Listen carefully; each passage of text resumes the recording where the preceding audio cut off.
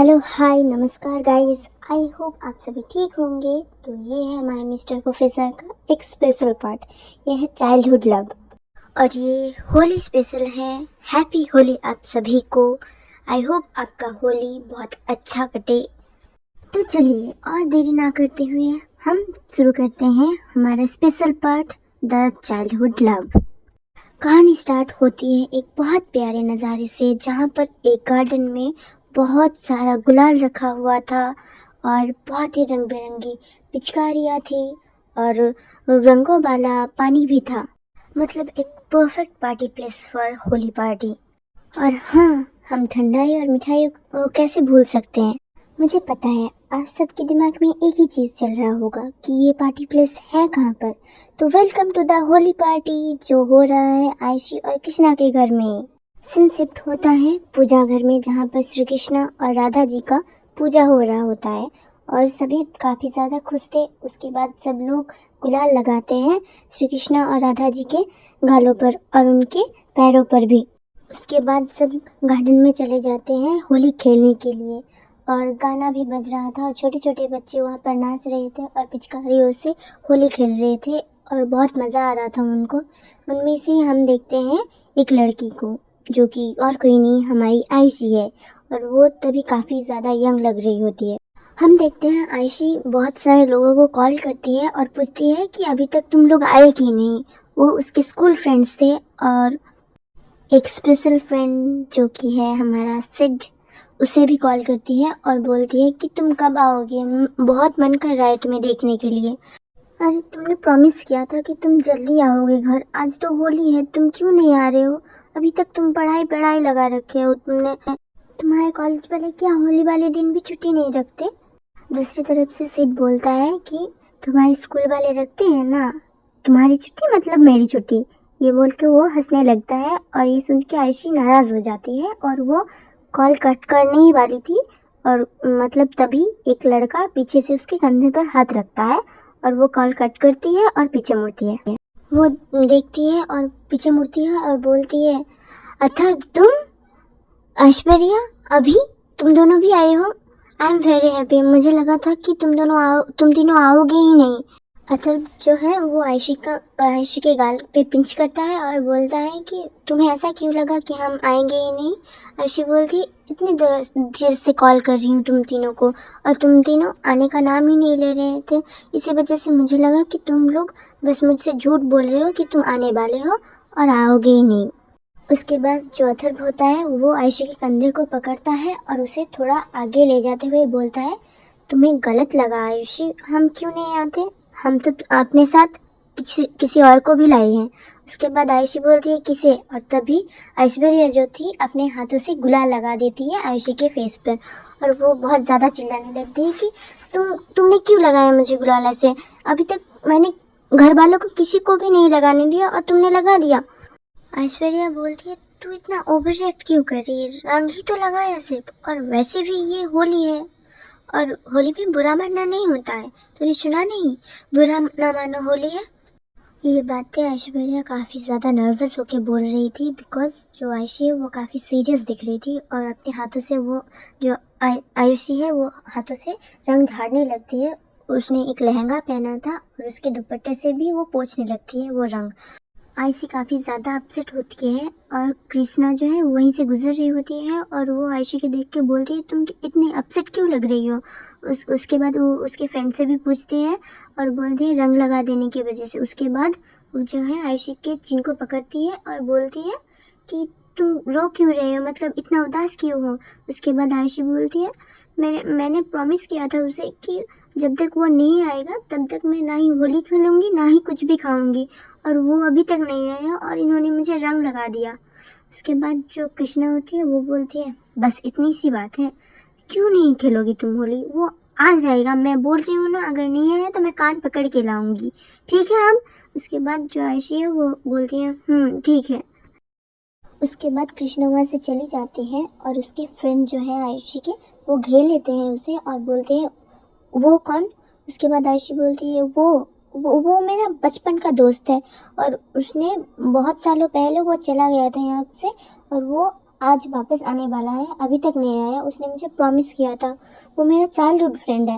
उसके बाद वो तीनों पूछते हैं, हम तो नहीं जानते तुम्हारे कोई चाइल्डहुड फ्रेंड को, वो मेल है या फीमेल। और भी बहुत सारे सवाल पूछने लगते हैं और वो अपना पान मतलब ढक लेती है उनसे। मतलब एक ड्रामेटिक सा सीन आप इमेजिन कर लो। उसके बाद हम देखते हैं सिड को एक धमाकेदार एंट्री के साथ, और वो पिचकारी मार देता है आयशी की तरफ पीछे से। उसके बाद बोलता है, क्या डार्लिंग आगे आना मैं। उसके बाद आयशी पीछे मुड़ती है और जो सिड होता है वो बोलता है कि क्या सरप्राइज कैसा लगा, मैं अभी अभी यहाँ पर आया हूँ, तुम हग भी नहीं करोगे मुझे। उसके बाद आयशी चली जाती है और सिड को हग कर लेती है। और उसके तीनों फ्रेंड्स काफ़ी ज़्यादा शॉक थे, और जो अभिमन्यु और जो ऐश्वर्या थे वो दोनों रिलेशनशिप में थे, बट जो अथर्व था वो आयशी को पसंद करता था, बट उसने कभी बोल नहीं पाया, मतलब कभी भी उसने अपना प्यार का इजहार नहीं किया था। आप इमेजिन कर सकते हो जब आप किसी पर क्रश रखते हो और आप प्रपोज नहीं करते उसे, और कोई और उसे ले जाए तो कैसा सा फीलिंग होता है। वही वाला फीलिंग अथर्व के अंदर भी हो रहा था, और वो ऐसा सोच रहा था कि दोस्त है वो उसका बॉयफ्रेंड नहीं है, और ये सोचकर वो अपने आप को मतलब तसल्ली दे रहा था। हम देखते हैं आयशी और सिड हग ब्रेक करते हैं, और उसके बाद आयशी को देखता है सिड और बोलता है, तुमने तो बोला था कि जब तक मैं नहीं आऊँगा तब तक तुम होली नहीं खेलोगे, रंग नहीं लगाओगे, ना ही खाना खाओगे, तो ये तुम्हारे गाल में क्या है। ये बोलकर आयशी के गाल को टच करता है। उसके बाद आयशी बहुत ही अपसेट सा मुंह बनाती है और बोलती है कि वो मैंने जानबूझकर नहीं लगाए, वो मेरे स्कूल फ्रेंड्स हैं, उन्होंने लगा दिए, वो भी अचानक से, इसी वजह से मुझे समझ में नहीं आया, और मैं चाहती थी कि आज तुम मुझे पहली बार रंग लगाओ, इसलिए मैंने सुबह से सबको मना कर दिया कि कोई भी मुझे रंग नहीं लगाएगा। इवन दो जब अभी आया था मुझे रंग लगाने, सुबह सुबह जब मैं सो रही थी, उसे भी मैंने डांट कर भगा दिया था। सिड बोलता है, अच्छा अच्छा कोई बात नहीं। उसके बाद हम देखते हैं अभी को, जो भाग कर आ रहा होता है सिड की तरफ, और उसके बाद बोलता है सिड को कि मामू आपने ये सही नहीं किया, आपने मेरे पिचकारी लेके भाग गए और आपने पीपी को भिगा दिया। ये देखकर मतलब वो आयशी की तरफ देख के ये बोलता है, और वो हंसने लगता है आयशी की तरफ और बोलता है, पीपी भीग गए, पीपी भीग गए। और जो अभी था वो काफ़ी ज़्यादा क्यूट लग रहा था, बिकॉज वो एक छोटा बच्चा था 7-8 साल का। उसके बाद हम देखते हैं एक छोटी सी बच्ची को जिसके पास भी एक पिचकारी था, और उस पिचकारी से वो अभी को भिगा देती है और बोलती है, अब तुम भीग गए ना। उसके बाद वो हंसने लगती है वो बच्ची। उसके बाद जब आयुषी है वो देखती है उस बच्ची की तरफ और वो पूछती है सिड से कि ये कौन है, क्या तुम्हारे साथ है ये। उसके बाद सिड जवाब देता है, हाँ ये मेरे साथ ही है, ये हमारी हाउस एल्फ की बेटी है। वो अच्छा, आयुषी बोलती है। सिड जाता है उस बच्ची के पास और बोलता है कि अरु बेटा आपने क्यों भिगा दिया मेरे भांजे को। उसके बाद वो बोलती है कि ये हंस रहा था ना, ऐसे दूसरे के ऊपर हंसना अच्छी बात थोड़ी होती है, इसी वजह से मैंने भिगा दिया, और वैसे भी बुरा ना मानो होली है। और ये बोल के खिलखिला के हंसने लगती है अरु। आयुषी बोलती कितनी क्यूट है ये बच्ची। उसके बाद उसके पास जाती है और उसके गाल को खींचने लगती है। उसके बाद जो आरू होती है वो गुस्सा हो जाती है और जो सिड होता है उसको बोलती है कि पा ये कौन है, ये मेरे गाल को खींच रही है, ये रेड रेड निशान हो जाएगा, आपको पता है ना पा। ये बोलकर वो आयुषी सिड की तरफ देखने लगती है। बहुत ही मतलब सैड सी, मतलब एक फेशियल एक्सप्रेशन चेंज हो जाता है उसका पूरा, वो थोड़ा सैड सी लग रही थी, और वो देखकर वो उसकी तरफ जिज्ञासु नज़रों से देखने लगती है। और उसके बाद जो सिड होता है वो बोलता है, थोड़ा सा खींच लिया तो क्या हुआ, वो पा की फ्रेंड है, वो खींच नहीं सकती क्या तुम्हारे गाल जैसे पा खींचते हैं। उसके बाद सिड भी उसके दूसरे गाल को खींचने लगता है।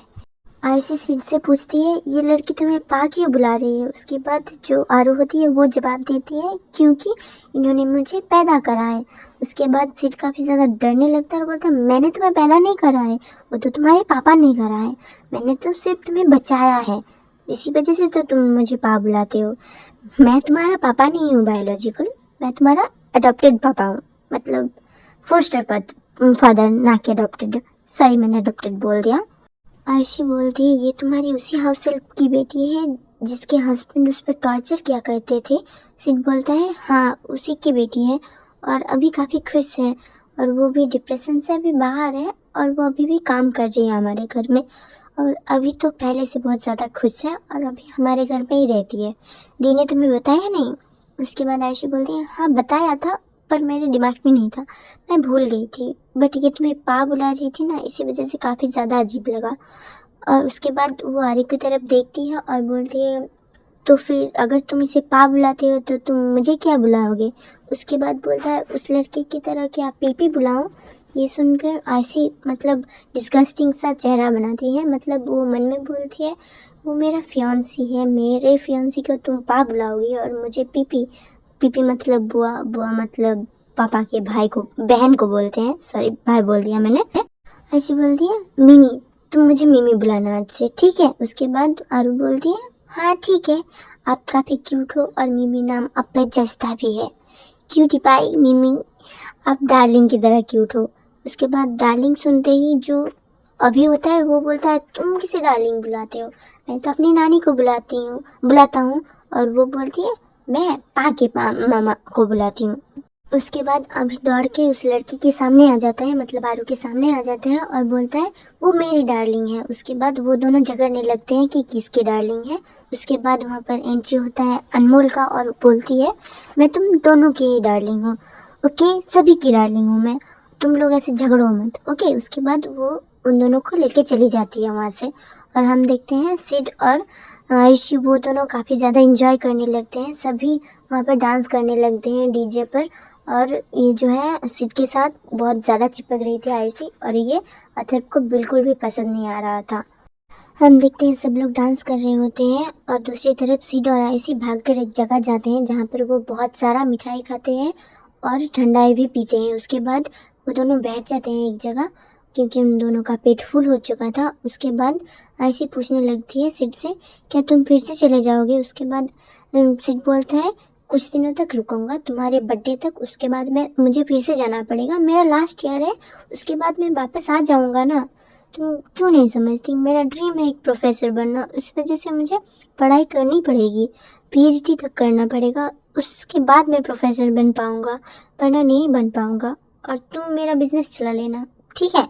ये सुन के आयशी स्माइल करती है और बोलती है हाँ तुम्हारे लिए मैं कुछ भी कर सकती हूँ, तुम्हारा बिजनेस चलाना तो बहुत ही छोटी सी बात है। और वैसे भी मैं बचपन से ही अपना बिजनेस चलाने का ही सोच रही थी, मेरा फैमिली बिजनेस हो या फिर कोई और बिजनेस।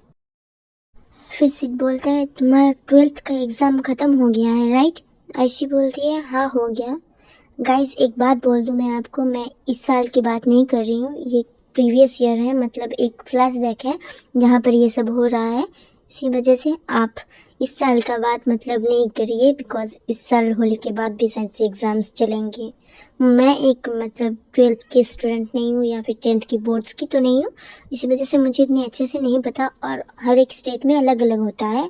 बट मैंने कुछ रील में देखा जिसमें बोल रहे थे कि इस साल होली के बाद भी बोर्ड्स ख़त्म नहीं हो रहे, मतलब चलेगा तभी, शायद होली वाला दिन ही छुट्टी रहेगा। इसी वजह से बहुत ज़्यादा सिंपैथी फील हो रहा है मुझे उन स्टूडेंट्स के लिए जो बोर्ड्स के एग्ज़ाम दे रहे हैं। मेरा सिंपैथी है तुम्हारे साथ अगर तुम में से कोई देख रहा है। और मैं बोल देती हूँ कि तुम मेरे वीडियो कभी मत देखो और पढ़ाई करो, बिकॉज पढ़ाई इम्पॉर्टेंट है सबसे पहले, उसके बाद तुम्हारे एग्ज़ाम ख़त्म होने के बाद तुम मेरे वीडियोस देख लेना, ओके?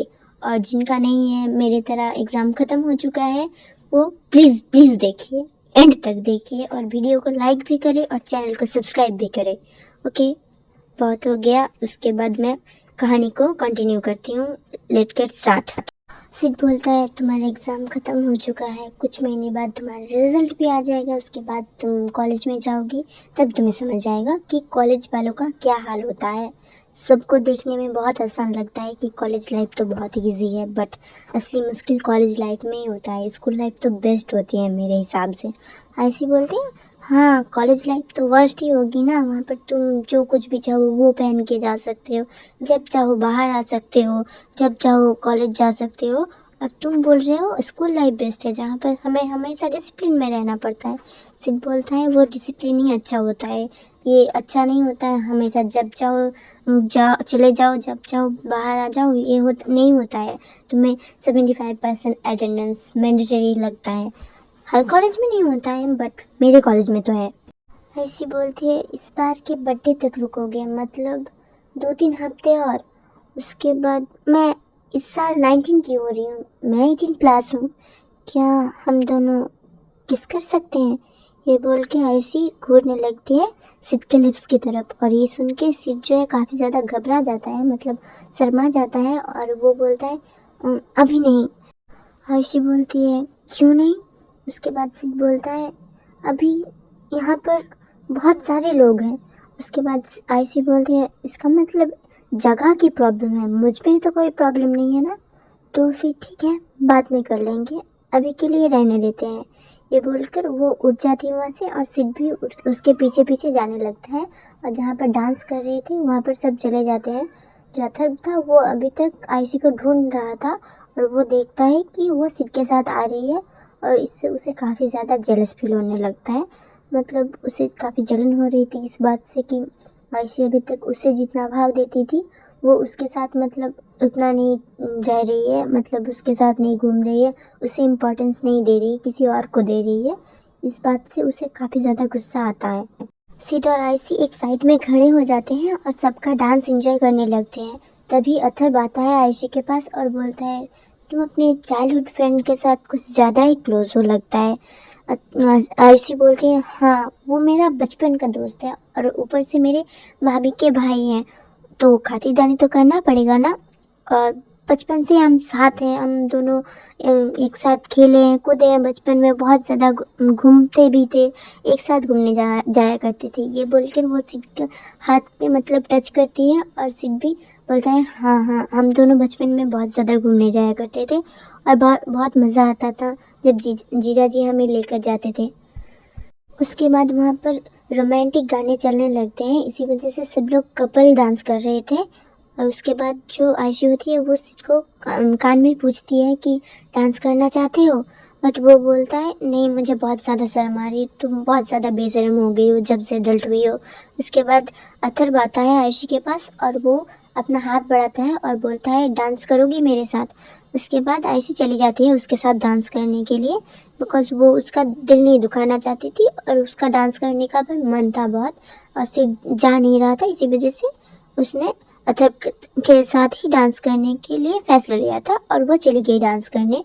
और सिड ये देख के काफ़ी ज़्यादा गुस्सा हो रहा था कि वो दोनों डांस कर रहे हैं एक साथ, बट वो अपने गुस्से को कंट्रोल करता है और इंजॉय करने लगता है डांस। उसके बाद वो आयशी को भी उसके साथ भी डांस करती है, बिकॉज वो थोड़ी देर बाद खुद ही चला गया था, और उसके बाद आयशी के हाथ मतलब पकड़ के खींच लिया था अपनी तरफ, और उसके बाद आयशी के साथ डांस करने लग गया था। इससे अथर्व बहुत ज़्यादा नाराज़ तो होता है, बट वो दिखाता नहीं है और चला जाता है वहाँ से। उसके बाद पार्टी ओवर हो जाती है, और हम देखते हैं नाइट का सीन। सभी लोग मतलब बहुत ज़्यादा होली खेलने के बाद टायर्ड हो गए थे, तो उन्होंने आयशी के घर में स्टे करने का सोच लिया था, और सिड उसकी माँ और जो आरू थी वो तीनों वहीं पर स्टे करने वाले थे। हम देखते हैं डिनर के वक्त में जहाँ पर आयशी पैरों से काफ़ी ज़्यादा परेशान करने लगती है सिड को, मतलब अपने पैर से उसके पैर को टच करने लगती है, इस वजह से वो उसे काफ़ी ज़्यादा शर्म आ रही थी हमारी सिड को, पर वो रिएक्शन नहीं देता। उसके बाद उसे हाथ से भी टच करने लगती है, वो सिड के बगल में ही बैठी थी आयशी, और उसके बाद उसकी मतलब थाई की तरफ अपना हाथ बढ़ाने लगती है और टच करने लगती है।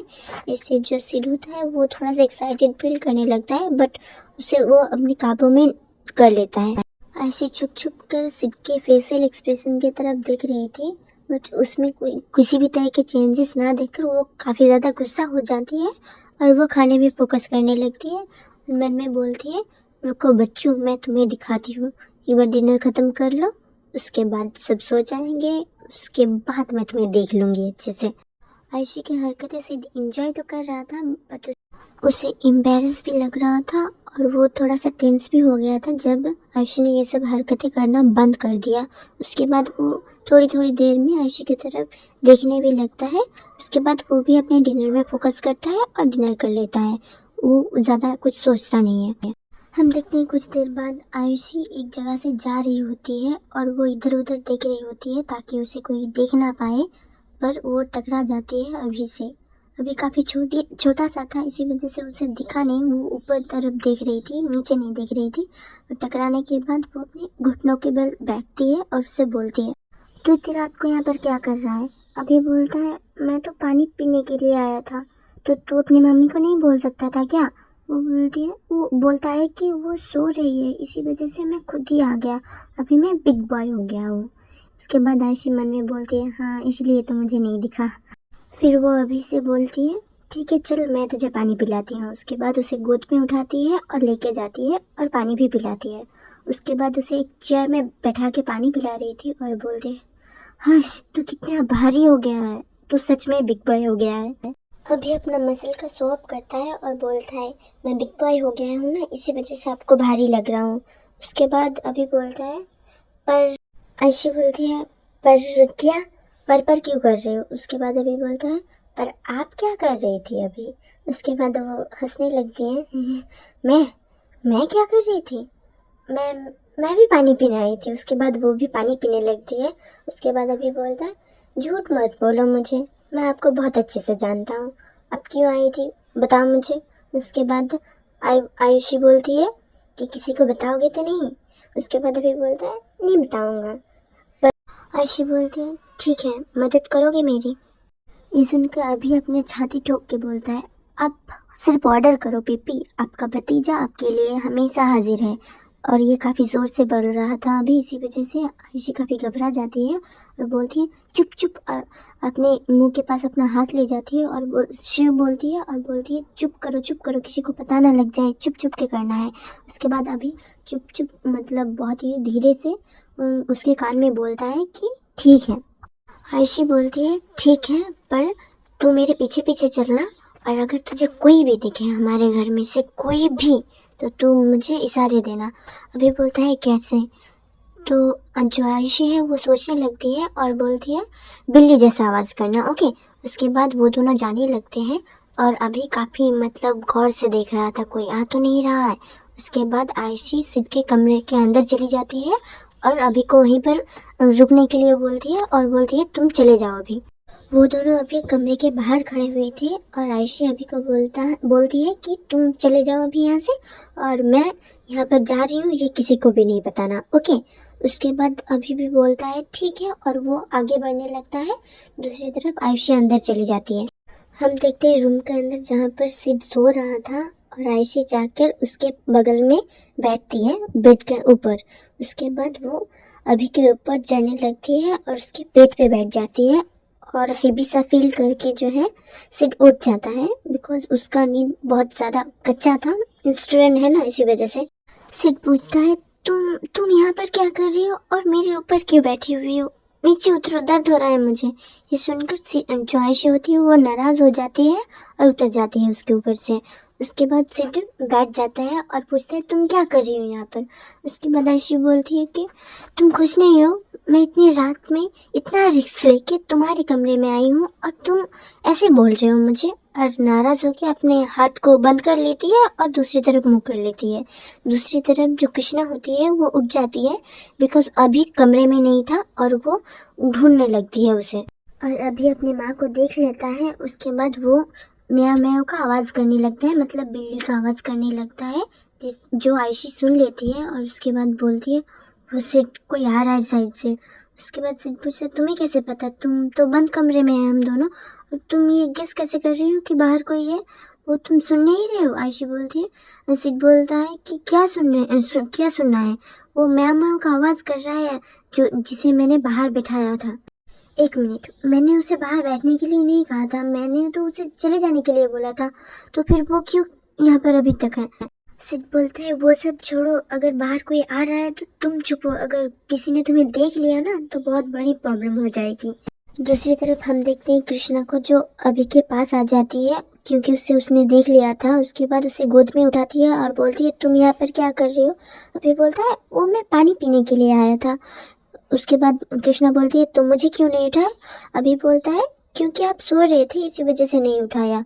उसके बाद वो बोलती है तो किचन तो यहाँ पर नहीं है, तुम मामू के कमरे के बाहर क्या कर रहे हो? उसके बाद अभी घबरा जाता है और बोलता है वो मैं मामू को देखने के लिए आया था। डार्लिंग ने बोला था कि वो बहुत रात तक जगते हैं, इसी वजह से मैं देखने के लिए आ गया था कि वो सोए हैं कि नहीं। उसके बाद कृष्णा पूछती है क्या देखा? उसके बाद अभी बोलता है कि नहीं देखा। ये सुनकर कृष्णा बोलती है ठीक है मैं देख लेती हूँ। कृष्णा सोचती है कि अभी सही कह रहा है, इसी वजह से वो चेक करने के लिए जाती है सिड को और उसके दरवाजे को खोलने लगती है।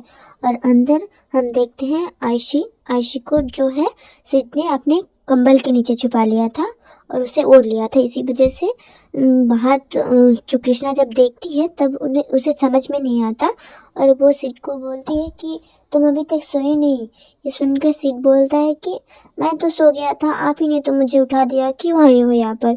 उसके बाद कृष्णा बोलती है नहीं ऐसे कोई बात नहीं था, मैं तो बस यहाँ पर देखने के लिए आई थी कि तुम सोए हो कि नहीं। सिड बोलता है कि अच्छा देख लिया, अब जाइए, मुझे बहुत ज़्यादा नींद आ रहा है। ये सुन के जो कृष्णा है वो काफ़ी ज़्यादा एम्बेरस हो जाती है और अभी को लेके वहाँ से चली जाती है। और दूसरी तरफ हम देखते हैं आयशी को कंबल के अंदर जो है वो सिड को टच करने की कोशिश कर रही थी, मतलब वो शर्ट के अंदर से उसके मसल्स को फील कर रही थी, उसके बॉडी को। इस वजह से जो सिड को है ना वो काफ़ी ज़्यादा एक्साइटेड फील करने लगता है और वो जो है आयशी को मना करने लगता है कि ऐसा ना करे। उसके बाद जब कृष्णा चली जाती है तब वो आयशी को बाहर निकालते हैं कंबल से। उसके बाद वो लॉक कर देता है डोर ताकि कोई और ना आ जाए। दरवाजे को लॉक करने के बाद वो आयशी से पूछता है ये क्या कर रहे हो, क्यों टच कर रहे हो मुझे, तुम क्या चाहती हो। सुन के आयशी बोलती है तुम्हें ही तो टच किया, क्या पराये मर्द को किया, तुम मेरे फियांसी हो, तुम्हें नहीं टच करूंगी तो क्या अपने फ्रेंड्स को करूंगी। ये सुन के सिड काफ़ी जेलस हो जाता है क्योंकि उसे याद आ जाता है अथर्व के बारे में। उसके बाद सिड जाता है आयशी के पास और उसके हाथों को पकड़ लेता है और उसे किस करने लगता है। और इसके बाद जब किस को बेक करता है उसके बाद आयशी बोलती है कि ये हमारा फर्स्ट किस था। और उसके बाद जो है वो अपने होठों को छूने लगती है। जो कुछ भी हुआ उस वजह से आयशी काफ़ी ज़्यादा शर्माने लगती है। और उसके बाद सिड पूछता है तुम ये सब कहाँ से सीखती हो। उसके बाद आयशी बोलती है ऐश से। उसके बाद सिड पूछता है कि कौन है ऐश। आयशी बोलती है वही लड़की जिसने तुमसे पहले मुझे रंग लगा दिया था आज। उसके बाद जब वो सुनता है कि वो एक लड़की है तो वो खुश हो जाता है बिकॉज अब तक उसे लग रहा था कि वही लड़का होगा जिसने उसे रंग लगाया है। सिड अपने मन में ही बोलता है पागल है क्या तू, ऐसे क्यों शक कर रहा है उस पे, वो तेरी फियांसी है, वो भी बचपन से, और वो तुझ पे पागल है। आयशी तभी काफ़ी ज़्यादा क्यूट लग रही थी सिड को। उसके बाद सिड जाता है और आयशी के गालों को खींचने लगता है और बोलता है क्यूटी पाई हो तुम मेरी, एकदम क्यूटी पाई। उसके बाद उसके चिक्स पे भी किस कर देता है। फिर सिड बेड पे बैठता है और बोलता है ठीक है अब तुम चले जाओ। आयशी ये सुन के गुस्सा हो जाती है और बोलती है चली जाओ, चली जाऊँ मतलब क्या। सिड बोलता है क्या मतलब, तुम क्या पूरी रात मेरे साथ रहोगी मेरे कमरे में।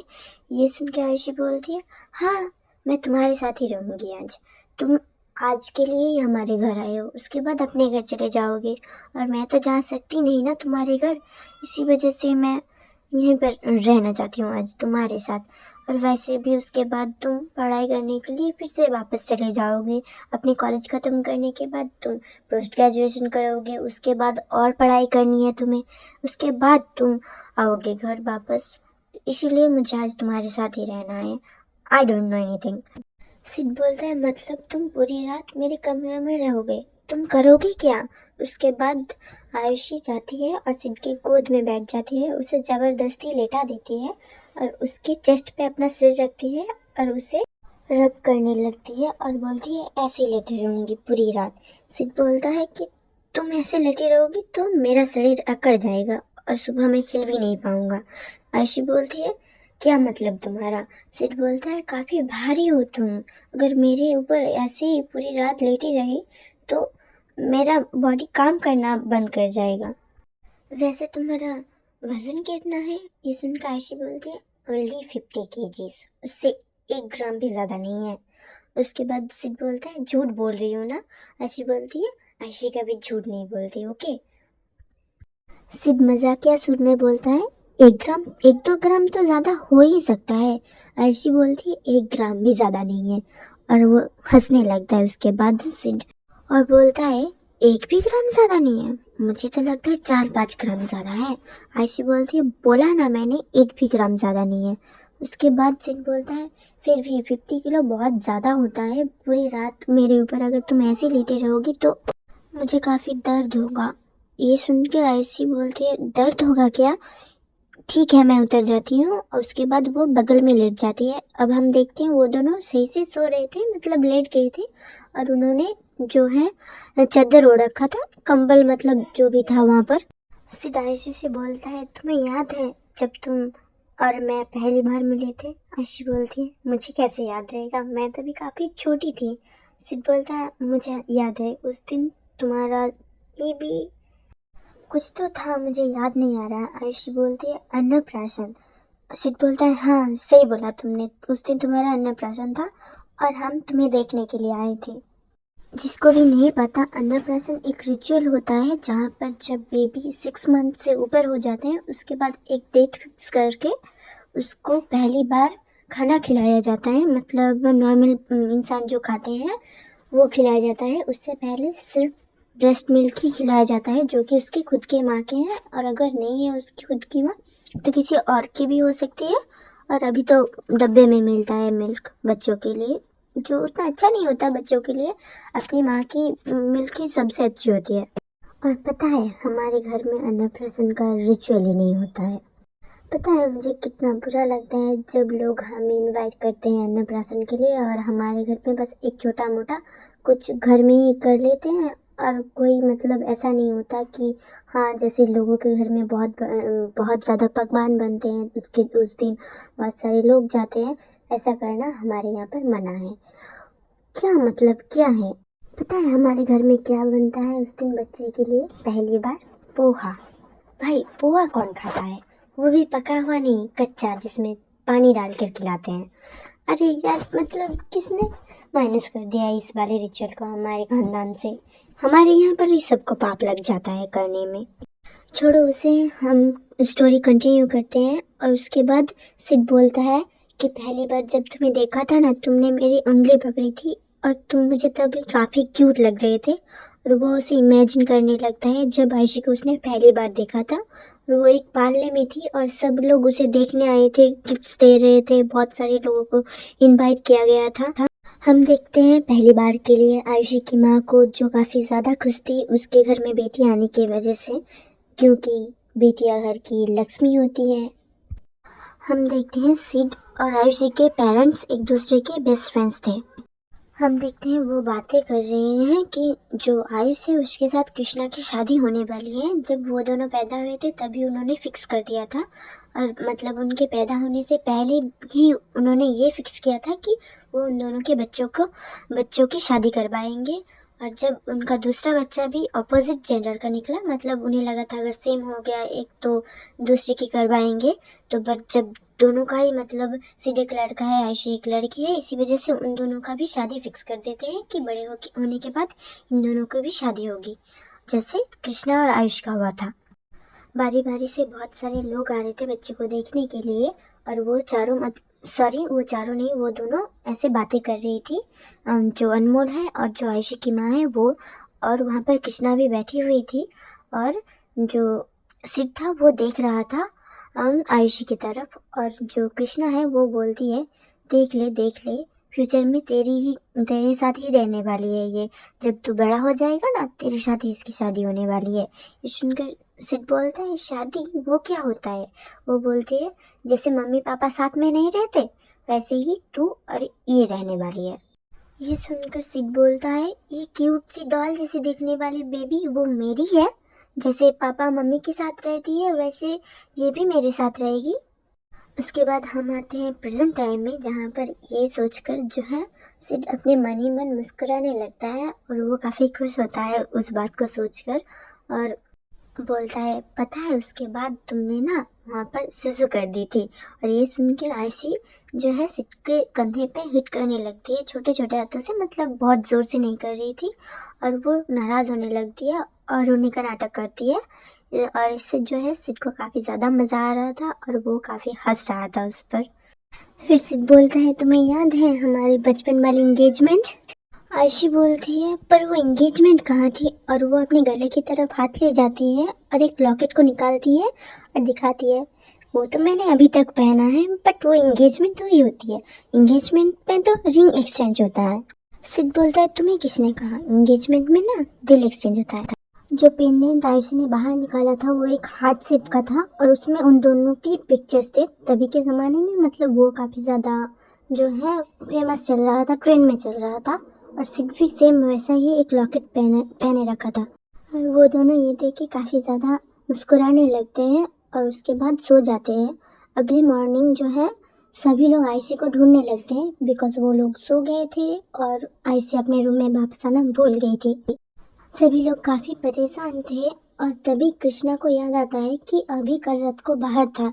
इसी वजह से वो अभी को एक चेयर में बैठाती है और पूछती है तुम्हें पता है पिपी कहाँ पर है तुम्हारा। सभी लोग बहुत ही आशावादी नज़रों से उसे देखने लगते हैं और वो बोलता है नहीं मुझे नहीं पता, मुझे नहीं बताना है आपको, पिपी ने मना करा है कि वो मामू के रूम में है। ये सुन के सभी लोग काफ़ी ज़्यादा शॉक हो जाते हैं। कृष्णा बोलती है मामू के रूम में है तुम्हारी पिपी, वहाँ पर क्या कर रही है। अभी बोलते हैं माँ आप तो माइंड रीडर हो, आपको कैसे पता कि पिपी मामू के रूम में है, मैंने तो नहीं बताया। ये सुन के जो आरो है वो हंसने लगती है और बोलती है तुम्ही ने तो अभी सभी को बताया। और अभी नहीं मानता कि उसने बता दिया है। उसके बाद सभी लोग जाते हैं उसके कमरे में क्योंकि सिड ने दरवाज़ा अंदर से लॉक कर रखा था, इसी वजह से वो खुल नहीं पाते पहले, इसी वजह से वो नॉक कर रहे थे सब लोग। हम देखते हैं सिड और आयुषी जो वो दोनों एक दूसरे को हग करके सोए हुए थे और जो आयुषी है वो सिड के हाथ के ऊपर सोई हुई थी और उसने सिड को हग कर रखा था और वो अपने हाथ से जो है सिड को टच करने लगती है सोते हुए। इसी वजह से जो सिड है वो उठ जाता है और मतलब उसकी बस आँख खुलती है और सभी लोग नॉक कर रहे हैं दरवाज़ा। ये देखकर वो काफ़ी ज़्यादा शॉक हो जाता है और आयुषी तभी भी सो रही थी और उसे क्या करना चाहिए उसे कुछ भी समझ में नहीं आ रहा था। बाहर की आवाज़ें सुनकर जो है सिड काफ़ी ज़्यादा डर जाता है और वो आयुषी को उठाने लगता है। आयुषी आयुषी उठो, बाहर कोई है, नॉक नॉक हो रहा है मैंने दरवाजे में, तुम अभी तक यहाँ पर हो, अगर बाहर किसी को पता चल गया पता है ना क्या होगा, उठो आयुषी उठो। ये सुनकर आयुषी नहीं उठती है। इसी वजह से जो सिड है वो कंबल से जो है वो चादर जो कुछ भी था उससे आयुषी को ढक देता है और बाहर जाके दरवाज़ा खोलता है। बट बाहर तो सभी को पता था कि आयुषी यहीं पर है। इसी वजह से जो है सब आके उसका कंबल हटा देते हैं, मतलब ढूंढने लगते हैं आयुषी को। और जो है कृष्णा कंबल हटा देती है और बोलती है आयुषी उठो। और ये सुनकर आयुषी उठ जाती है बिकॉज वही हर दिन उसे उठाती थी, इसी वजह से उसे उसकी आवाज़ की आदत है, जब भी बुलाती है तभी उठ जाती है। आयुषी उठते अपनी आंखों को मसल रही थी और बोलती है हाँ भाभी क्या बोल रही थी, और इतनी सुबह सुबह आप लोग क्या कर रहे हैं मेरे कमरे में। उसके बाद कृष्णा बोलती है तुम्हारा कमरा है। आयुषी बोलती है हाँ ये मेरा कमरा है, मैं यहीं पर सो रही थी और आप लोग आ गए सुबह सुबह, क्यों उठा रही हो मुझे। एंड फिर रियलिटी हिट करती है आयुषी को और उसे याद आता है कि वो तो कल रात सिड के कमरे में थी और सुबह होने से पहले ही उसे उठ के अपने कमरे में जाना था और वो सो गई। और दूसरी तरफ सिड जो डरा सहमा हुआ सा था और वो खड़ा हुआ था अपने दोनों हाथों को पकड़ के एक दूसरे के साथ, और वो मतलब डर के मारे एक साइड खड़ा हो गया था और वो शर्म के मारे किसी से बात भी नहीं कर पा रहा था। वो क्या बोलेगा कि शादी से पहले वो अपनी फियांसी के साथ क्या कर रहा था। आयुषी बोलती है भाभी भाभी आप गलत समझ रहे हैं, आप सभी गलत समझ रहे हैं, हम तो बस साथ में एक साथ थे रात में और हमने कुछ भी नहीं किया। और सिड भी बोलता है हाँ हमने कुछ भी नहीं किया, हम तो बस सोए थे। कृष्णा काफी गुस्से में सिड की तरफ घूरती है और बोलती है हाँ अभी तक तुम दोनों की शादी नहीं हुई है और तुम लोग एक ही कमरे में सोए थे, क्यों। सिड बोलता है वो और बहुत ज़्यादा डरने लगता है और वो जवाब नहीं दे पाता। और आयुषी हिम्मत करके बोलती है कि मैं आई थी ना, ये चला जाएगा अभी और उसके बाद अगर कोई और पसंद आ गया इसी वजह से मैं हम दोनों साथ में थे आज रात। कृष्णा गुस्से में बोलती है और क्या कर रहे थे रात में। आयुषी बोलते हैं मैं सच बोल रही हूँ, हम दोनों बस सो गए थे, हम दोनों के बीच कुछ भी नहीं हुआ, आई प्रॉमिस। और वैसे भी अगर हुआ भी तो क्या, वो मेरा फियांसी है, हो भी सकता है, इसमें कौन सी बड़ी बात है। कृष्णा बोलती है हाँ वो तुम्हारा फियांसी है, हस्बैंड नहीं, जो तुम लोग एक साथ रात में रहोगे और यही संस्कार दिए हैं मैंने तुम्हें आयुषी, तुम ऐसा कैसे कर सकती हो। सिड बोलते हैं दी प्लीज़ उसे कुछ मत बोलो, मैं सच बोल रहा हूँ। कृष्णा बोलती है एकदम चुप और एक भी बात नहीं सुननी मुझे, तुम दोनों का आज ही शादी होगा। ये सुन के आयुषी अंदर अंदर खुश होती है बट बाहर जा ही नहीं करती। और वो दोनों एडल्ट थे, मतलब शादी के लिए एलिजिबल जिसे बोलते हैं, लड़की के 18 साल होने के बाद और लड़के के 21 साल होने के बाद। और आयुषी 19 की होने वाली थी और सिड 21 का था। सिड बोलता है पर दी मुझे अभी पढ़ाई के लिए बाहर जाना है, मैं नहीं रह सकता इस शहर में। कृष्णा बोलती है तो क्या हो गया, अगर बाहर जाना भी है तो तुम चले जाना, शादी कर लो बस। ऐसे ही नहीं रह सकते तुम दोनों, एक साथ अगर रहना है तो शादी कर लो, उसके बाद तुम्हें जहाँ जाना है चले जाना। और शायद से तुम भूल रहे हो कि शादी के बाद लड़की लड़के के साथ रहने के लिए जाती है, ना कि लड़का लड़की के घर रहता है। सिद्ध बोलता है हाँ पर दी मैंने अपने आगे की पढ़ाई के लिए बाहर अप्लाई किया है, मैं इस मेरे शहर में भी नहीं रह सकता, कॉलेज खत्म होने के बाद मैं दूसरे शहर चला जाऊंगा, तो क्या आयुषी तब कहाँ रहेगी। और वैसे भी मैंने हॉस्टल के लिए अप्लाई किया है, ना कि किसी घर के लिए जो वो मेरे साथ रह सकती है। कृष्णा बोलती है मुझे कुछ भी नहीं सुनना, और शादी के बाद तुम्हारे घर रहेगी आयुषी, ठीक है। तुम हॉस्टल चले जाना और बीच बीच में मिलने आना, हो गया ना अब सब कुछ सॉर्ट। अभी आज ही तुम्हारी शादी हो गई, ऐसे नहीं रह सकते। वो दोनों मना करते रहे थे बट आयुषी दिल से मना नहीं कर रही थी, बिकॉज उसे इनसिक्योरिटी हो रही थी कि वो अगर इतने सालों के लिए बाहर रहेगा तो उसे बाहर कोई और पसंद आ जाएगा। इसी वजह से उन दोनों की मतलब शादी करवा दी जाती है और ये कोर्ट मैरिज होता है, ना कि कोई लेविश वेडिंग। शादी हो जाने के बाद वो विदाई नहीं करती क्योंकि आयुषी बहुत ज़्यादा ड्रामे करने लगी थी। क्या किया था तो चलिए देखते हैं। वो पहले आयुषी साइन करती है और वहाँ से सब लोग चले जाते हैं। उसके बाद वो बोलती है अपनी भाभी को, भाभी आप मुझे भगाना चाहती है ना अपने घर से, इसी वजह से मेरी शादी करवा दी इतनी जल्दी। अभी तक तो मेरे बोर्ड्स के रिजल्ट भी नहीं आया और मेरे बर्थडे पार्टी का क्या, कुछ दिनों में मेरे बर्थडे पार्टी होने वाला है और आप मुझे यहाँ से भेज रही है। कृष्णा बोलती है देखो ड्रामे करना बंद करो, तुम्हें जाना होगा। ऐशी बोलती है प्लीज़ जब तक मेरा रिजल्ट नहीं आ जाता तब तक यहाँ पर रहते हैं प्लीज़। और उसके बाद वो सीट को पकड़ती है और बोलती है ये भी हमारे साथ यहीं पर रह लेगा, क्या होगा इसे। उसके बाद वो प्लीज़ बोलते हुए काफ़ी ज़्यादा क्यूट एक्ट करने लगती है और कृष्णा मान जाती है कि सिड और आयुषी तब तक रहेंगे यहाँ पर जब तक आयुषी के रिजल्ट नहीं आ जाते। और उसके बर्थडे पार्टी के बाद तो वैसे भी सिड जाने वाला था वहाँ से। सीन शिफ्ट होता है रात में और वो दोनों अपने स्वागत के कमरे के अंदर जाते हैं जहाँ पर बहुत ही अच्छे से डेकोरेशन थी। ये देख कर आयुषी बोलती है वाह कितनी अच्छी डेकोरेशन है। और सिड बोलता है ये हमारी स्वागत वाले कमरा है और तुम तो दुल्हन लग ही नहीं रहे हो, बिकॉज वो नॉर्मल कपड़ों में ही थी, नाइट सूट में। और हाँ हमारी शादी कौन सी सारी रीति रिवाजों से हुई थी, जो मैं एकदम दुल्हन लगूंगी, जैसे हुआ शादी वैसे ही रहना पड़ेगा। वैसे भी बोला ना तुम्हारी पढ़ाई खत्म हो जाने के बाद हमारी शादी फिर से होने वाली है, भूल गए हम दोनों की जब पढ़ाई खत्म हो जाएगी तब अच्छे से वेडिंग होगी हमारी। अर्शित बोलता है पर सुहागरात तो हमारा आज है, ये बोलकर उसे वो खींच लेता है अपनी तरफ और बेड पे गिरा लेता है और बोलता है कि कल तुम बहुत बहादुरी दिखा दी थी, आज क्या हुआ। बिकॉज आयुषी जो है वो काफ़ी ज़्यादा शर्माने लगी थी और पहली बार उसे शर्माते हुए देख के जो है अर्शित बहुत ज़्यादा खुश हो रहा था अंदर ही अंदर। आई नो आपको पता है इसके बाद क्या होने वाला है, और जिनको नहीं पता मैं बता दूँ, वो दोनों एक दूसरे के ऊपर फूल फेंकने वाले हैं। ओके तो इसी रोमांटिक से सीन के साथ हम ख़त्म करते हैं आज का एपिसोड। इसका सेकंड पार्ट भी आएगा, आई होप आप लोग वेट करोगे। आपको पसंद आया तो प्लीज़ प्लीज़ प्लीज़ लाइक करना और चैनल को सब्सक्राइब करना। आप में से किसी एक ने तो अनसब्सक्राइब कर दिया यार, वैसे ही सब्सक्राइब नहीं कर रहा है कोई, ऊपर से अनसब्सक्राइब कर देते हो आप, बुरा लगता है मुझे। आई नो बहुत लोग वेट कर रहे हैं इस वीडियो का, मतलब वेट कर रहे थे, अभी तक कर रहे हैं जब मैं शूटिंग कर रही हूँ इसका। पर मैं इसे होली वाले दिन अपलोड करना चाहती थी और बहुत ज़्यादा सीरियस हो गया था इसका कहानी। अगर आपने पिछले पार्ट्स देखे हैं तो पता होगा आपको। और मुझे एक नया कैरेक्टर का भी एंट्री करवाना था, इसी वजह से मैं फ्लैशबैक दिखा रही हूँ। मतलब ये फ्लैशबैक तो नहीं है, उनकी कहानी है चाइल्डहुड लव वाला। एंड पसंद आया तो लाइक करना, सब्सक्राइब भी करना आगे के पार्ट्स आपको सबसे पहले देखने के लिए। और thank you for watching. I hope आपको पसंद आया होगा। अगर आपको पसंद आता है तो ही मतलब मैं खुद को सार्थक मान सकती हूँ कि हाँ मैंने कुछ अच्छा किया, अगर आपके फेस में स्माइल है तो।